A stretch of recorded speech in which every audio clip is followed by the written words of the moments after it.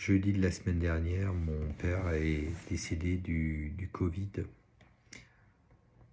en 3 jours. Il avait 84 ans.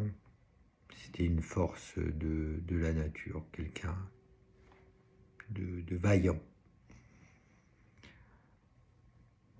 Si j'ai enregistré cette petite vidéo, c'est pas que pour rendre hommage à ses mémoires.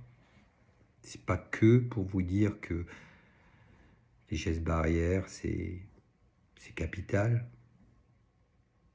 Mais c'est surtout pour vous parler d'une conversation qu'on avait eue ensemble au sujet de la vaccination.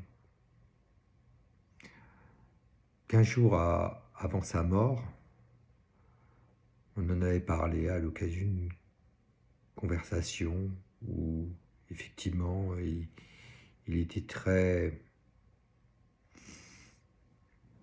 en retrait par rapport à la vaccination. Il disait que la vaccination, il voulait attendre,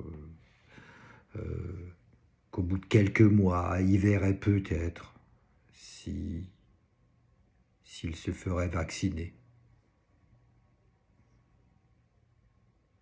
Quelques jours plus tard, il était emporté par la maladie d'une manière extrêmement brutale.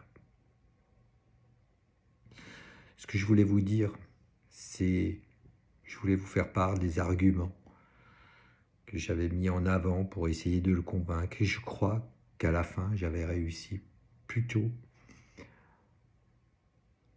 à le convaincre. Je lui avais dit que c'était pratiqué depuis 3 siècles la vaccination, que l'efficacité, elle était avérée, que ça avait permis d'éradiquer des maladies comme la variole, comme le choléra, comme le tétanos, que la balance était totalement positive et que le bénéfice, il était là, il était avéré,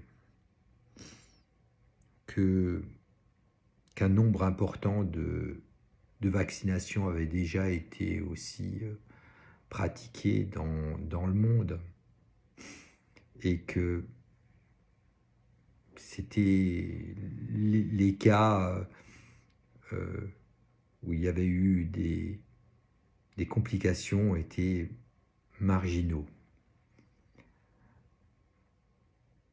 Alors j'ai envie de vous dire qu'à partir de jeudi, la campagne de vaccination, elle commence pour les plus de 75 ans. Qu'il faut y aller. Si vous hésitez, allez-y.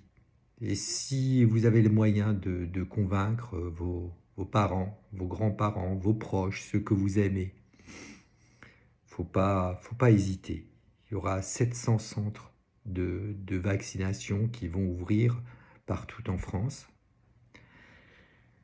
Et que je ne saurais trop vous recommander d'user de tous les arguments que vous pouvez trouver pour essayer de